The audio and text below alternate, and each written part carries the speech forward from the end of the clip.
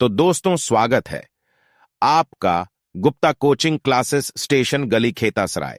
भाई इंसान अपनी गाड़ी की सर्विस करवाना भी नहीं भूलता, अपने घर की साफ सफाई करना भी नहीं भूलता, यहाँ तक कि अपने जूतों तक की सफाई करना भी नहीं भूलता, लेकिन अपने शरीर की सफाई वो कब करता है?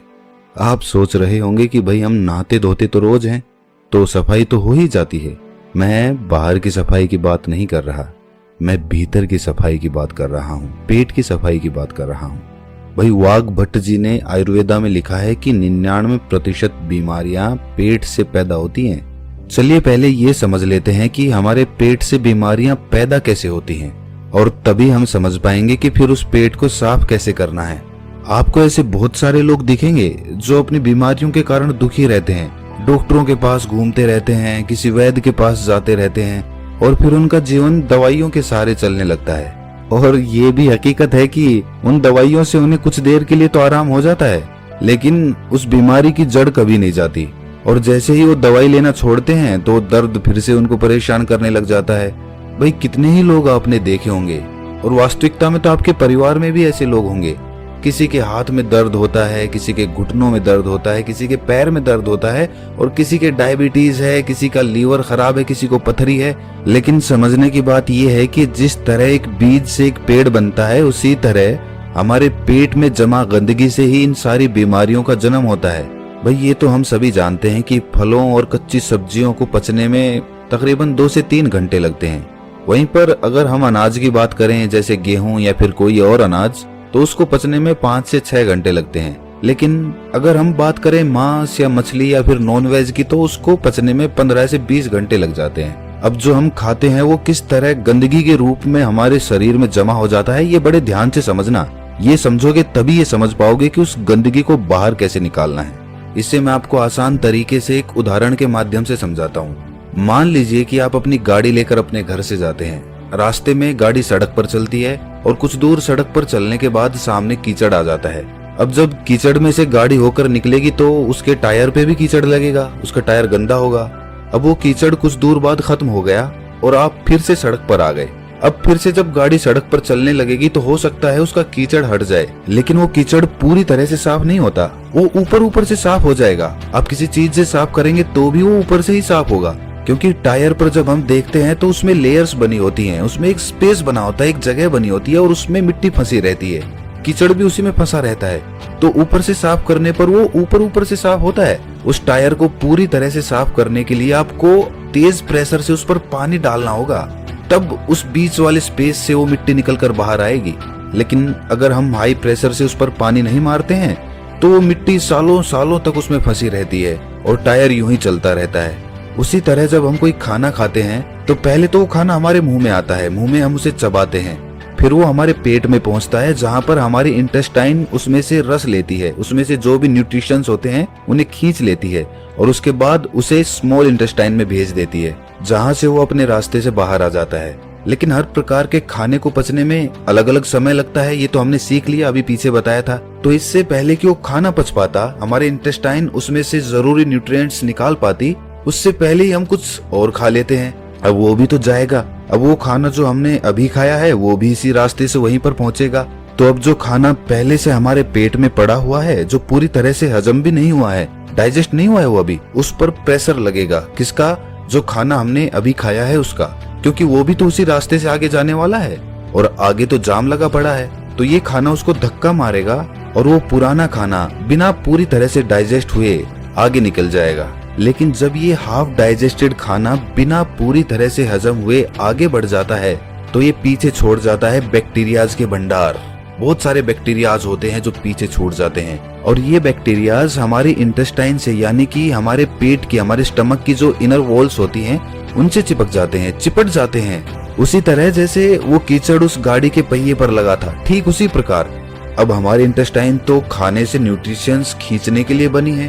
तो जब हमारे इंटेस्टाइन खाने से न्यूट्रिशंस खींचती है और शरीर के दूसरे अंगों में उन्हें पहुंचाती है, तो उन न्यूट्रिशंस के साथ ये बैक्टीरियाज जो पहले से ही हमारे इंटेस्टाइन से चिपके हुए थे, ये भी खून के साथ अलग अलग अंगों में पहुंच जाते हैं। जब ये बैक्टीरिया वाला खून हमारे शरीर के अलग अलग अंगों पर पहुंचता है तो अलग अलग प्रकार की बीमारी पैदा होती है। जैसे जब ये लीवर में पहुंचेगा तो वहां पर पथरी बनने के चांसेस रहेंगे, जब ये दिल के पास पहुंचेगा तो दिल का दौरा पड़ने के चांसेस रहेंगे, और जब ये मस्तिष्क में पहुंचेगा तो ये दिमाग की बीमारी पैदा कर देगा। और इसी प्रकार जहां भी ये पहुंचेगा, जोड़ों में पहुंचेगा तो जोड़ों का दर्द पैदा करेगा। तो इसीलिए समय समय पर हमें अपने पेट की सफाई करते रहना चाहिए ताकि हमारे इंटेस्टाइन में वो बैक्टीरिया जमा ना होने पाए। चलिए मैं आपसे पूछता हूँ कि घर की सफाई करने के लिए सबसे पहला स्टेप क्या होता है? भाई कॉमन सेंस की बात है कि अगर हमें अपने कमरे की सफाई करनी है तो हमें कमरे को खाली करना होगा। अगर फर्श साफ करनी है तो फर्नीचर को बाहर निकालना पड़ेगा। उसी तरह से हमें भी अपने पेट की सफाई करने के लिए ऐसे ही शुरुआत करनी चाहिए। अगर हम अपनी पूरी बॉडी को डिटॉक्स करना चाहते हैं तो सबसे पहले तो हमें अपने पेट को साफ करना होगा, जहां से सारी बॉडी में बैक्टीरिया सप्लाई हो रहे हैं। तो इसका सबसे अच्छा, सबसे पहला और सबसे आसान तरीका है व्रत करना, फास्टिंग करना चालू करिए। फास्टिंग करने से हमारा पेट खाली होगा, और जब हमारा पेट खाली होगा तभी तो हम उसकी सफाई कर पाएंगे। अब देखिए, फास्टिंग करना कुछ लोगों को बहुत डिफिकल्ट लगता है, बहुत कठिन भी होता भी है। जो लोग फास्टिंग कर सकते हैं वो फास्टिंग करें, हफ्ते में किसी दिन कर लें या महीने में कर लें। और फास्टिंग करें तो पानी, जूस या फिर कोई फल इत्यादि ही खाएं, क्योंकि तभी तो वो फास्टिंग होगी। और जिन लोगों को ये कठिन लगता है कि भाई वो भूखे नहीं रह सकते, फलों से उनका पेट नहीं भरता है, तो ऐसे लोग हल्का खाना खा सकते हैं, जैसे खिचड़ी खा ली। जब आप इस तरह का कोई व्रत करते हैं तो जाहिर सी बात है आपका पेट तो खाली ही रहेगा। और जब आपकी बॉडी को विटामिन या फिर न्यूट्रिएंट्स चाहिए होंगे तो वो आपके इंटेस्टाइन के पास इंफॉर्मेशन भेजेंगे कि भाई आगे न्यूट्रिशंस की जरूरत है, सप्लाई चाहिए, हमें जल्दी से दो। और इंटेस्टाइन के पास तो कुछ है ही नहीं, वो देगा क्या? तो जो बैक्टीरियाज इंटेस्टाइन पे पहले से चिपके होते हैं, खून उन्हीं को लेकर उन अंगों के पास पहुंच जाता है, और इस तरीके से वो इंटेस्टाइन यानी कि हमारे पेट की वो इनर वॉल्स साफ हो जाती हैं, उन पर से बैक्टीरिया हट जाता है। लेकिन अब वो बैक्टीरियाज हमारे खून में मौजूद हैं, तो अपने खून में से वो बैक्टीरियाज निकालने के लिए आपको पसीने निकालने चाहिए। आप जितने पसीने निकालेंगे उतना ही आपका खून डिटॉक्स होता जाएगा। जो हमारी स्किन्स में छोटे छोटे पोर्स होते हैं ना, जहाँ से पसीना बाहर आता है, तो उस पसीने के साथ जो हमारे खून में जो अनवांटेड मटेरियल्स होते हैं वो भी बाहर आ जाते हैं। लेकिन एक बात सच बताना, आप में से बहुत सारे लोग ना सोचते तो होंगे कि कल से हम अच्छा रूटीन बनाएंगे, डेली एक्सरसाइज करेंगे, अच्छा खाना खाएंगे और अपने शरीर का ख्याल रखेंगे।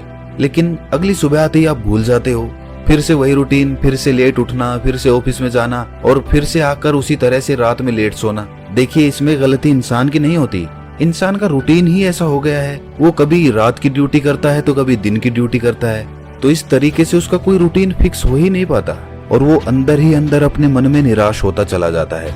भाई किस तरह से एक्सरसाइज स्टार्ट करोगे? टाइम तो मिलता ही नहीं तुम्हें, कैसे अपना ख्याल रखोगे बताओ मुझे।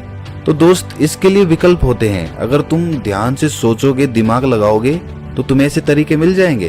भाई इसके लिए हमें जापान के लोगों से सीखना चाहिए। जापान के लोगों का भी शेड्यूल इसी तरह बिजी रहता है, उन्हें टाइम मिल ही नहीं पाता कि वो एक्सरसाइज करें। उस देश में भी ज्यादातर लोगों को टाइम मिल ही नहीं पाता कि वो एक्सरसाइज कर लें, इसीलिए वो अपने पास एक साइकिल रखते हैं। कहीं जाना हो इधर उधर, छोटी मोटी जगहों पे, ज्यादा दूर नहीं जाना हो, वहाँ पर वो अपनी साइकिल का इस्तेमाल करते हैं, वरना तो पब्लिक ट्रांसपोर्ट में या फिर खुद की कार से ट्रेवल करते हैं। ज्यादा दूर नहीं, लेकिन छोटी जगहों पे कुछ दूर जाने के लिए वहाँ तो हम साइकिल का इस्तेमाल कर सकते हैं। इससे हमारी थाइज में जो पेल्विक मसल्स होती है ना, उन पे बहुत अच्छा काम होता है। साथ में हमारा पसीना भी निकलता है, तो उससे हमारी बॉडी भी डिटॉक्स हो जाती है और इसके साथ ही कोई पोल्यूशन भी नहीं होता, प्रदूषण से भी हम बचे रह जाते हैं। अगर साइकिलिंग करने में इंटरेस्टेड नहीं हो तो फिर डांस कर लो या फिर रनिंग कर लो, जिस तरीके से भी हो, बस अपने शरीर से पसीना निकालो ताकि आपके जो पोर्स है ना स्किन के, वो एकदम क्लियर हो जाए। होता है उनको जल्दी पकाने के लिए या फिर उन पर कोई रोग ना लग जाए,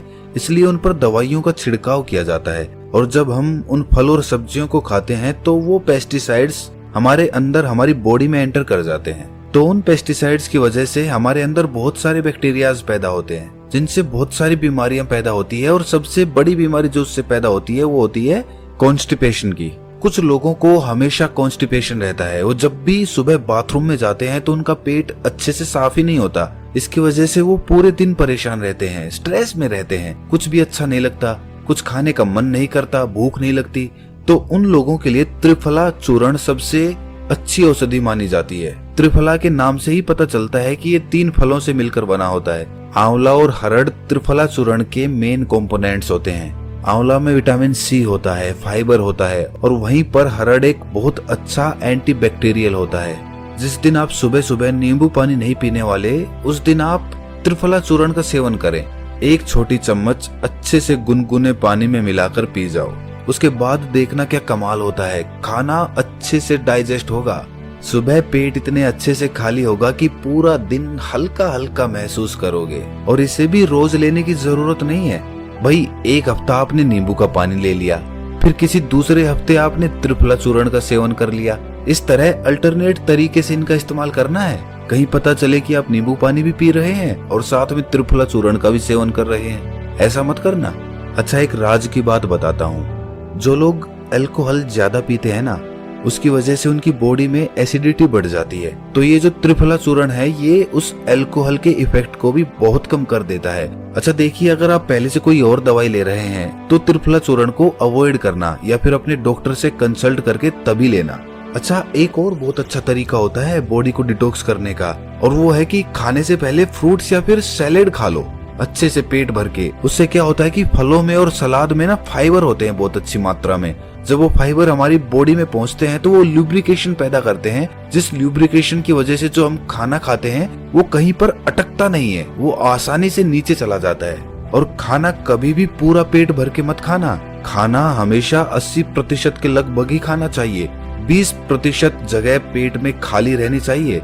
ये सारे तरीके आपकी बॉडी को पूरी तरह से डिटॉक्स कर देंगे। इनमें से कुछ तरीके थोड़े आसान हैं तो कुछ तरीके थोड़े कठिन हैं। आप अपनी सुविधा के अनुसार कोई भी तरीका अपना सकते हैं, लेकिन ये सारे तरीके बॉडी को डिटॉक्स करने के लिए हैं। माइंड को डिटॉक्स करने के लिए कुछ अलग तरीके होते हैं। अगर इस वीडियो में हम डिस्कस करेंगे तो ये वीडियो बहुत लंबी हो जाएगी, लेकिन आप ये जान लीजिए कि जितना जरूरी बॉडी को डिटॉक्स करना है, उससे कहीं ज्यादा जरूरी माइंड को डिटॉक्स करना होता है। क्योंकि हमारे माइंड में ना बहुत सारा स्ट्रेस है, बहुत एंजाइटी है, बहुत सारे डर है, फियर है, ईर्ष्या है, जलन है, द्वेष है। पता नहीं किस किस तरह के इमोशंस हमारे दिमाग के अंदर भरे पड़े हैं, जो कभी खाली ही नहीं होते, जो वहीं पर अटके रह जाते हैं और हमें हमेशा परेशान करते रहते हैं, नई नई बीमारियों को पैदा करते रहते हैं। उससे मानसिक बीमारियां बहुत सारी पैदा होती हैं। डिप्रेशन हो जाता है, हमेशा दुखी रहना, खोया खोया रहना, समाज से कटके रहना, किसी से मिलना जुलना नहीं, कॉन्फिडेंस कम हो जाना, अपने एक्सप्रेशन दूसरों के सामने एक्सप्रेस ना कर पाना, ये सारी ऐसे ही महत्वपूर्ण वीडियो को देखने के लिए कृपया मेरे चैनल स्टडी 92 खेतासराय या गुप्ता कोचिंग क्लासेस स्टेशन गली खेतासराय को सब्सक्राइब करें।